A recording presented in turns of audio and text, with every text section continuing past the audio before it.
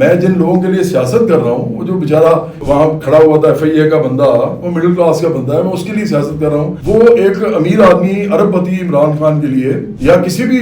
Even شریف خاندان، کھرب پتی شریف خاندان، یا کھرب پتی بھٹو زرداری خاندان کے لیے، یا ارب پتی قریشی خاندان کے لیے جو شاہ محمود قریشی والا خاندان ہے، نیازی خاندان کے لیے، جس میں اب تولیبہ خان ان کی بہنیں بھی آ گئی ہیں، اور خوشہ بی بی بھی پہلے موجود تھی، عمران بھی ہیں اس میں۔ تو اگر ان کے لیے کھرب پتی ارب پتی لوگوں کے لیے وہ گالی نکالتا ہے کوئی مڈل کلاس کا آدمی، کسی مڈل کلاس کے آدمی کو جو مڈل کلاس اور غریب یا محنت کش لوگوں کو متحد کر کے اس ملک کے اندر